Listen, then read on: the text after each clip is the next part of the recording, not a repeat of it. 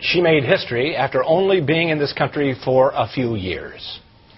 Noor is one of the first Somali students ever admitted to the prestigious Carlton College in Northfield. Tonight, Darcy Pollen shares what Muna had to overcome to get there. I came to Minnesota and, everything was a discovery. Noor and her family escaped a life of hardship in Eastern Africa when she was 16. Of civil war, of displacement, of refugee camps, of, settlement.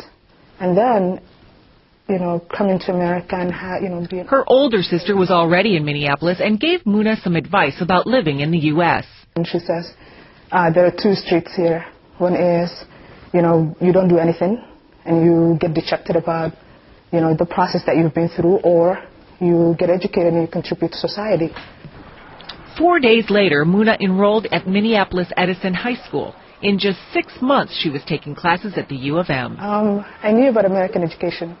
And I knew about, higher education and the opportunities that America provides. So she asked her guidance counselor for advice on her academic future. She suggested many other schools, including, Harvard and, Yale and, Princeton. And I said, I want to look at, a place where home is not too far, but I can get an education like that. Muna applied to Carlton College, the so-called Ivy League school of the Midwest. She and another woman were the first 2 Somali students ever admitted. It's a wish, and it did come true. Muna enrolled right after 9/11. I think that was a difficult time to be a Muslim on a campus. There's a lot of suspicion. But Muna was quick to put the Carlton community at ease. She was so eager for everything the college had to offer her.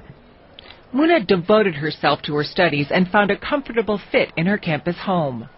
So I did find a place where, my traditional beliefs and my traditional ways of being were not questioned. She excelled academically and will be one of the first Somali students to graduate from here. It's been fun for me just to see her hone those skills that she's going to need in order to make a difference in the world. Muna is already bringing what she learned here at Carlton back to her own community in Minneapolis. She's helping to bridge the gap between Somali and American cultures.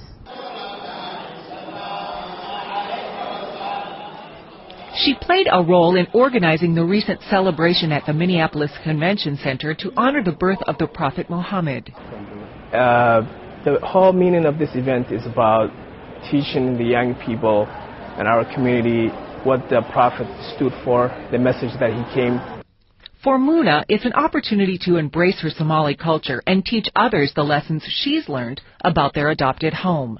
To say that, there is a way of fitting into this culture, which is you take what's good of it and you work with other people to mend what's bad about it.